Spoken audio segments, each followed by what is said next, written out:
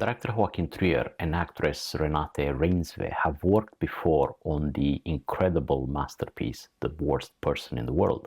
So the question here remains, is this a worthy follow-up?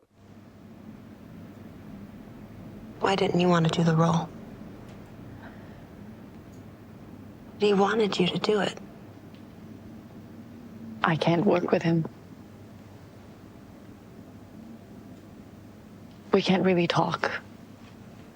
My father is a very difficult person.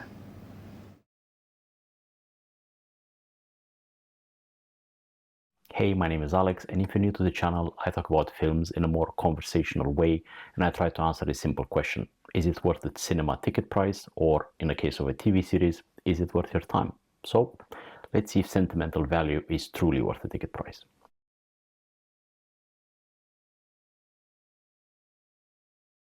The story in Sentimental Value follows a fractured family with a somewhat troubled past, one that has lived for generations in the same large but fairly old house. So the director introduces this family through the house itself, presented almost like a repository of memories, both comforting memories and painful memories, layered over decades and decades of living inside this house.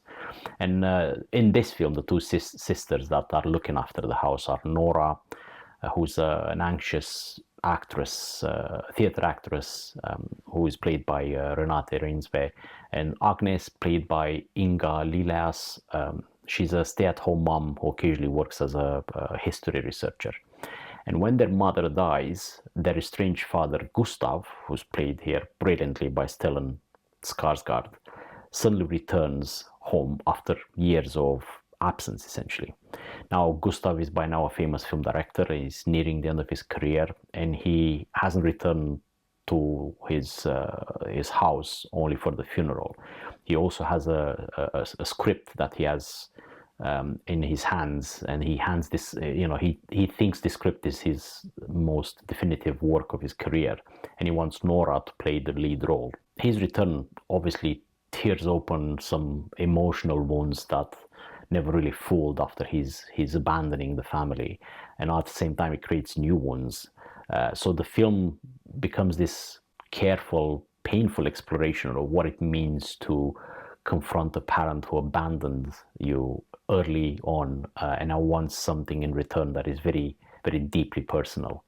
Now, if you're familiar with Joachim Trier's later work, you know, especially the Worst Person in the World, you know exactly what kind of film this is. And yes, this is absolutely worth the ticket price, whether you see it in the cinema or you rent it later on any of the streaming services.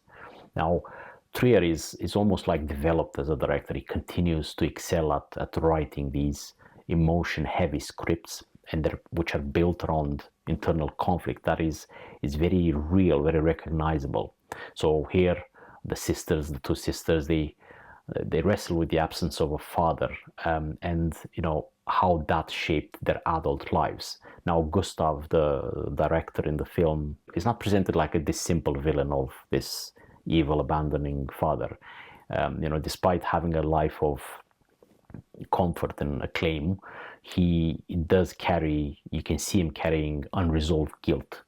So his attempt at reconciliation comes through art, through his films, through his script. So he wants to tell the story of his own mother who died by suicide, and he wants his daughter to embody her on screen.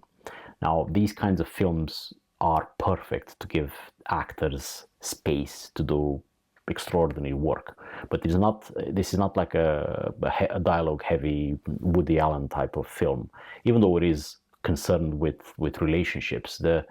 Instead of a lot of dialogue, the camera lingers on the faces of the characters, of the actors, and you feel the words that are never spoken. You almost feel what the characters should say, but the director trusts the audience to let them fill those emotional gaps themselves. And it's a brilliant way to experience the film. As with The Worst Person in the World, Trier here tries again to be precise as a director. What I mean is he is more focused. With the Worst Person in the World was a bit all over the place with what emotions he was presenting, and it felt like it left some unresolved conflicts there. But here he's more focused, he's more assured in how he explores that emotional tension. So, and then you give it to in the hands of the actors that are working at the top of their game. They're really, all of them are really really top tier actors. So that makes those characters feel intimate and relatable. It's no surprise that this film already won multiple awards, and it's starting to be, it shows like it's a strong contender for major Oscar categories, in particular the best actress and the best supporting actor. The writing is also impressive. It reminded me of the films of director Ingmar Bergman, one of the classics. Those films were about people that were shaped by their difficult moments in their lives and had to make irreversible decisions. And this is very similar. It's very thoughtful and very restrained, and is massively helped by the performances of the actors. We'll see you next time.